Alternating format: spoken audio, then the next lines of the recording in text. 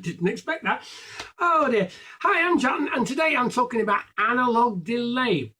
What's the big deal? I mean, loads of things have got delay built into them, like keyboards, guitar amp, but they're digital delays. This is analog. And until about 2 years ago, I didn't realize what the difference was going to be about. But somebody taught me into buying one of these pedals. Of course, I bought the Moog pedal. People say, aren't they expensive? I'll tell you a little secret about these. They cost you nothing. If you get a good second-hand one on eBay and you look after it, then when you come to sell it, because these things are so well built and so reliable, people trust them, so you'll get your money back. In fact, when this one turned up, it was rather touching. It was in a little old cardboard shoebox, just on its own, no wires or anything, wrapped up in a bit of old newspaper.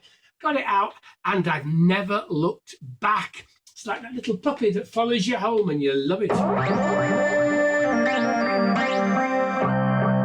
Makes any sound like a banquet, it really does. So why do I like it? Well, first of all, this particular one has got loads of sockets and things in the back for plugging things in. We'll see about that later on.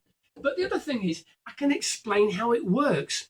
Digital delay, there's an algorithm, there's a computer program, there's lots of little chips. I don't know, don't understand, don't particularly care. You just turn it on, it works, turn it off. But this one has got a lovely simple mechanism. It's like the old Wem copycat, the old Wem Watkins copycat machine. It's the old Echo box. Did you ever see that had a tape going on? In fact, right, diversion, I'll show you this now. There, that's the Wem copycat. You can see there's a tape loop going round, and there's a record head there and 4 playback heads. And obviously, as the tape goes round, it records the sound and plays it back on their heads. Trouble is, when the tape's gone round quite a few times, say for half an hour, it eventually snaps, or worse still, it wears out, and it just all the brown stuff comes off, and it's like sellotape, and the sound sometimes can be pretty awful. But I'll tell you what, they were brilliant. When I was a kid, I so wanted one. Now, this thing here, it's got a much better system. It's got the bucket chip, simple but brilliant, and it's very much like putting a fire out. You've got a big fire at your house, down the road there's a fire hydrant with the water, and with a bit of luck, you've got a whole pile of mates standing there, passing along buckets of water to put the fire out. Now, supposing the guy at that end puts a little rubber duck on top of one of the buckets.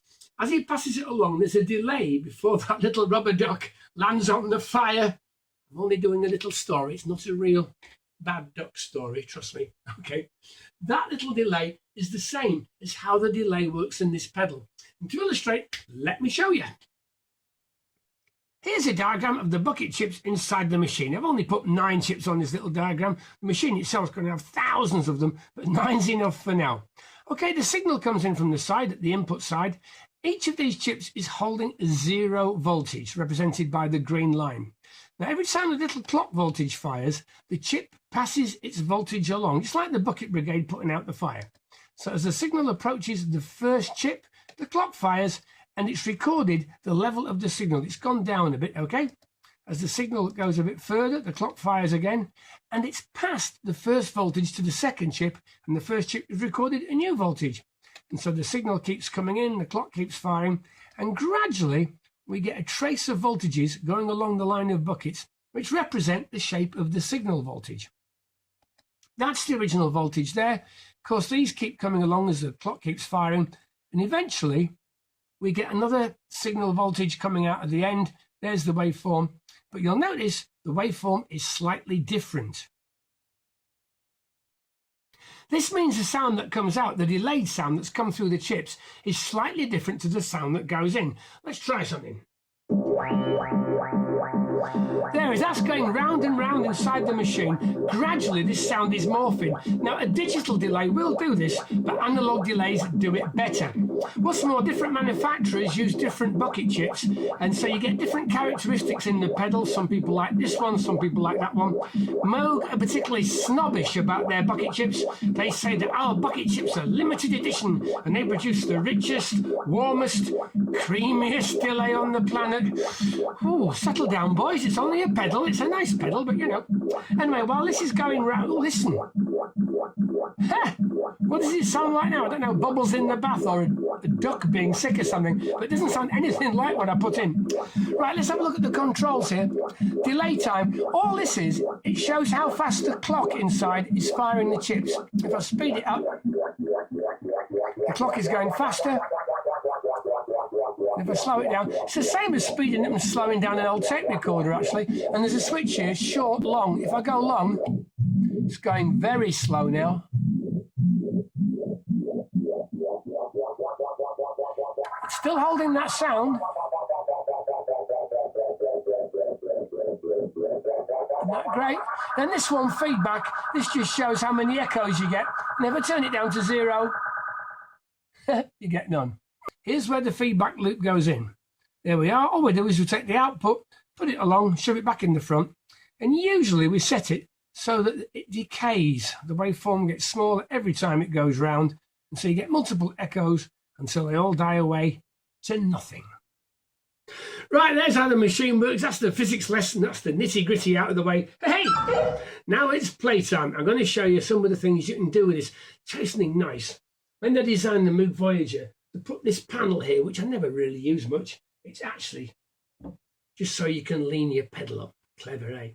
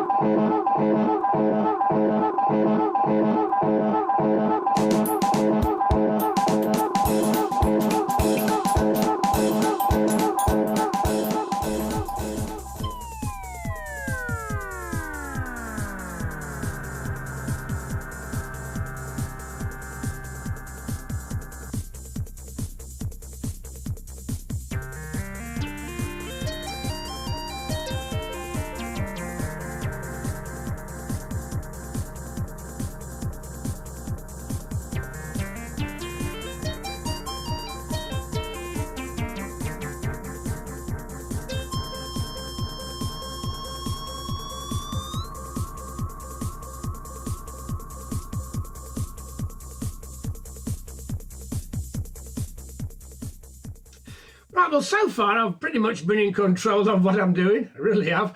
But all that's about to change. Have a look at this.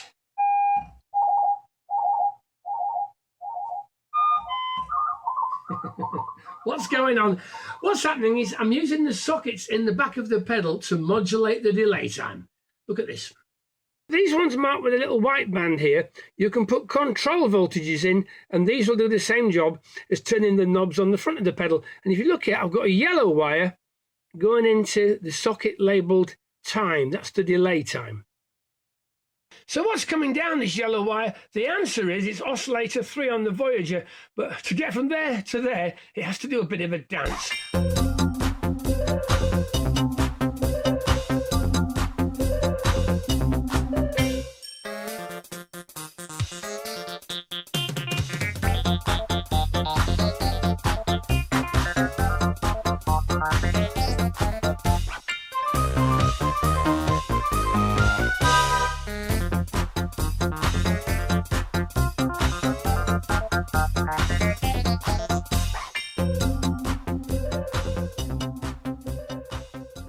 Yellow wire, and bingo, it's got from there to there. I don't mind telling you, I'm a bit of a fan of oscillator 3. It can do all different waveforms and has a wide range of tones. I'll just give you a little demo. That's the one that we had. Just working with a square wave.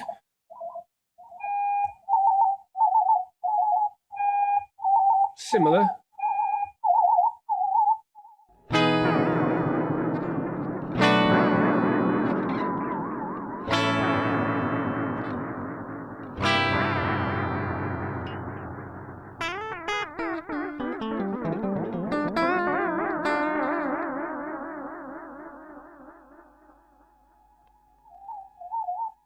Just by messing around with the wave shapes and of course the frequency.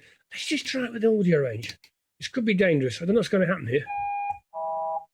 Oh, what's not to like?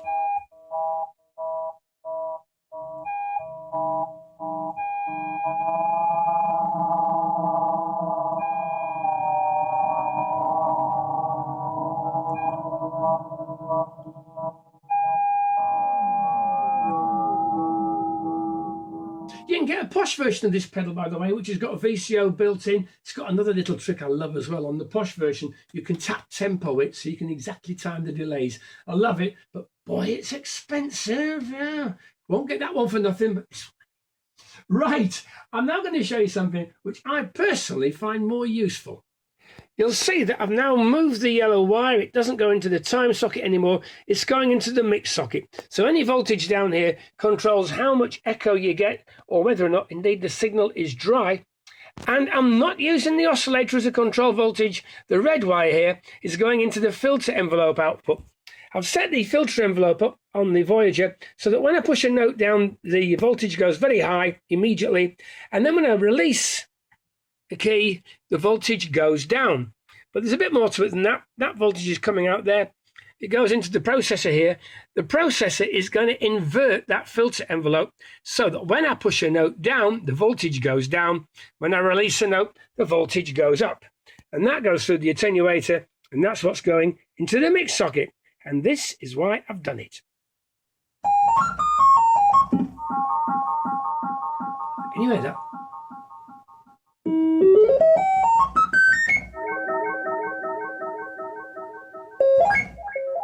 While I'm playing, there's no echo. As soon as I stop, the echo comes in. That's the effect. That's completely clean, is that? As soon as I stop, way, there it goes. Okay, it's dead simple because while you're playing, that voltage is high, so that voltage is low, and therefore there's no echo coming out of there. It's completely dry in the mix. But when you stop playing, that voltage goes low, that voltage goes high, and effectively turns up the mix control, and you get your little echoes. And if you change the release control on the filter envelope, you can make your echoes delay a bit. So if I'm going to turn that up a little bit, listen. Here it comes, a little bit of a gap there. Or if you speed it up. I think that's really sweet. I'd like to suggest you could use that live, but I really wouldn't bother carrying all that gear around. Okay, now it's time I'm going to play a little game with you. I'm going to use these two sockets. This one is loop in, and this one is loop out. These sockets let you fit another pedal or effect into the feedback loop like this. I have got 4 pedals now. I've got this one, which is the Moog filter, legendary Moog filter. You can see there, my lovely. I have got there, that is the Murph, the Moog Murph. Yep, she goes there. I've got a ring modulator because everybody has to have a ring modulator. We love ring modulators. And I've got the phaser sitting there. There's the phaser. One at a time, I'm going to put these into the loop. You listen to the effect and try and work out which pedal is in the loop, okay? And as I do this, I'm going to hide them using a bit of rather sophisticated subliminal advertising. Subliminal advertising. I can't believe I got that right. Subliminal advertising. Hey.